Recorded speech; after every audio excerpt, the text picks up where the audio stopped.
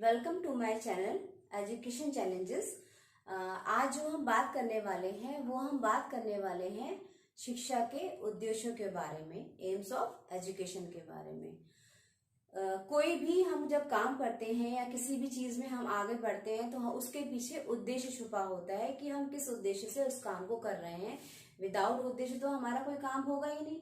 भाई हम कोई भी एग्जाम्पल ले लो, मतलब अगर हम मान लो कि हम कहीं जा भी रहे हैं तो हमारा कोई उद्देश्य होगा ना कि हम उस जगह पे क्यों जा रहे हैं, या हम कोई चीज खरीद रहे हैं तो हम उस चीज को क्यों खरीद रहे हैं, कोई उद्देश्य है हमारा, कोई एम है। तो ठीक उसी तरीके से शिक्षा के लिए, शिक्षा को पाने के लिए, शिक्षा की लाभ उठाने के लिए कई उद्देश्य होते हैं जिनको हमें पूरा करना होता है, जो हमें बताती हैं कि हमको क्या करना है। तो पहला जो उद्देश्य है, सबसे पहला जो उद्देश्य है शिक्षा का, वो है ज्ञान का उद्देश्य, है ना, नॉलेज।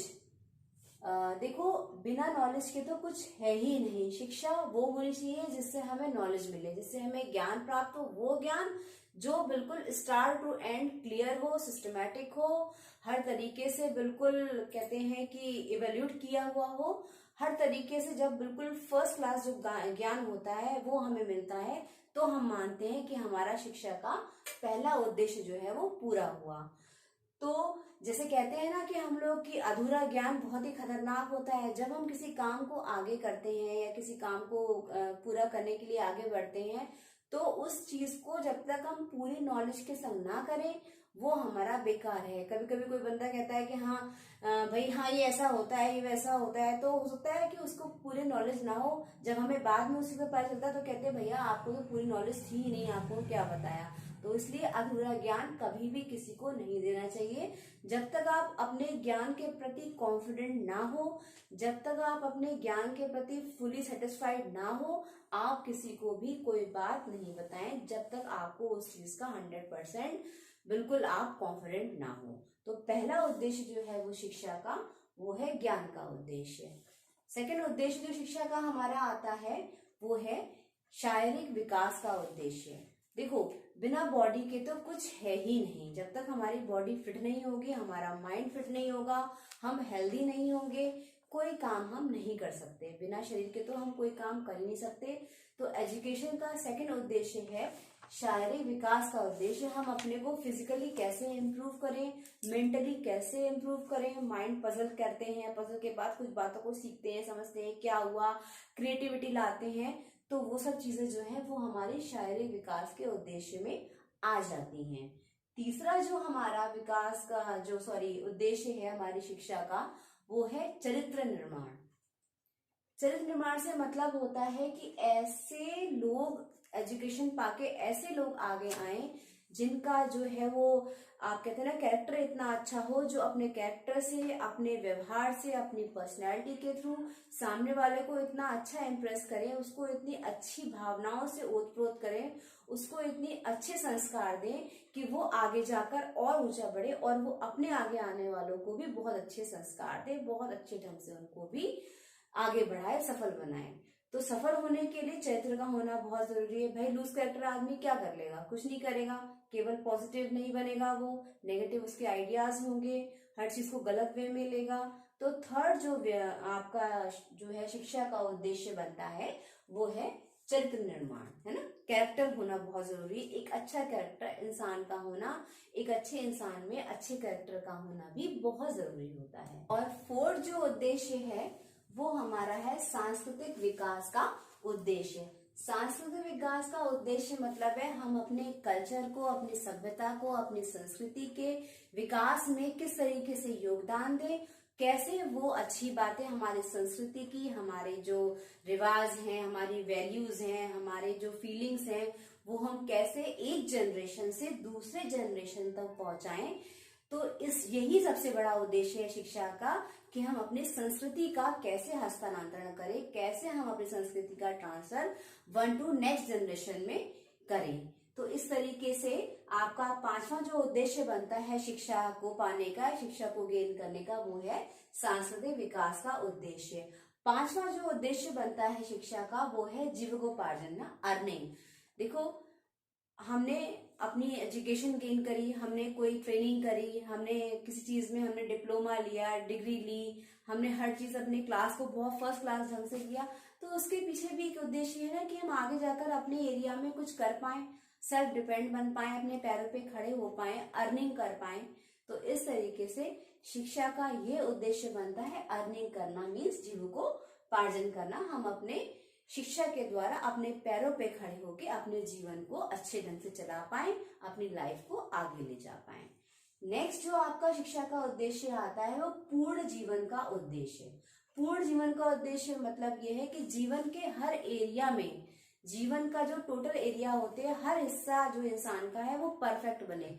शिक्षा का जो उद्देश्य होता है वो होता है ना, कहते हैं सर्वांगीण विकास करना, पूरा होल जो उसका डेवलपमेंट होता है वो शिक्षा से, चाहे वो मेंटली हो, फिजिकली हो, फाइनेंशियली हो, सोशल हो, हर एरिया में जब पूर्ण विकास होता है तब हम मानते हैं कि शिक्षा का उद्देश्य हमारा जो है वो कंप्लीट हुआ।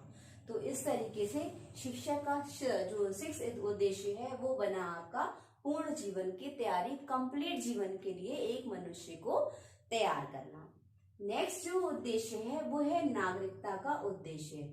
नागरिकता का उद्देश्य क्या मतलब ये हुआ कि हम कैसे अपने समाज में अच्छे नागरिक बने, कैसे हम अपने समाज को आगे ले जा पाए, कैसे हम उनमें अच्छे वैल्यूज को जोड़ पाए, कैसे हम उसमें अच्छे लोगों के संग मिलजुल के रहें, कुछ नई क्रिएटिविटी करें, कुछ बातों को ऐसा मतलब कि अपने समाज को आगे ले जाएं।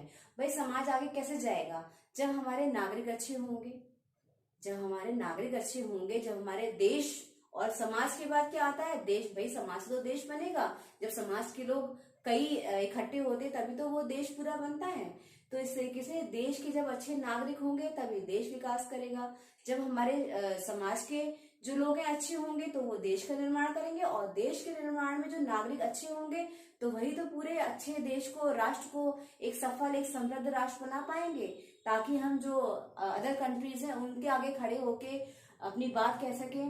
देखो मोदी जी ने आकर कितना अच्छा किया है, अपनी कंट्री को कितना आगे पहुंचाने की वो कोशिश कर रहे हैं।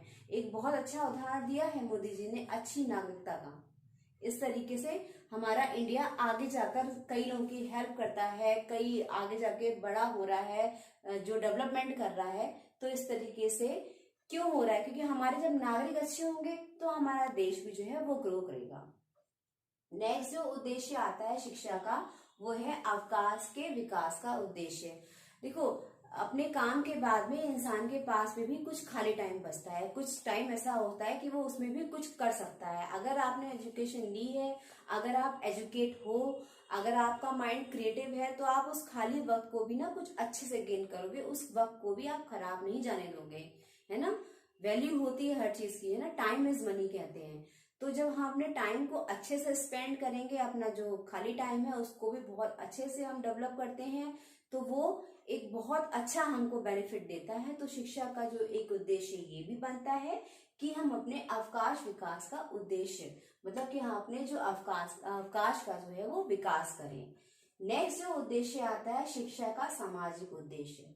शिक्षा का सामाजिक जो उद्देश्य है उससे ये मतलब है कि हम समाज के साथ में रह के अपने समाज को कितना आगे बढ़ाएं, कितना अच्छी बातों से उसमें जो है समाज में जितनी कमियां हैं उसको दूर करें, सामाजिक जो प्राणी हैं उनके संग में मेलजोल रखें, सब एक साथ मिलके काम करें, कोऑपरेट हो, समूहों में बात करें, सबके लिए हेल्पफुल रहें, अच्छी बातें है ना, मोरल चीज जो आती है वो सब जो है आती है हमारे शिक्षा के सामाजिक उद्देश्य में।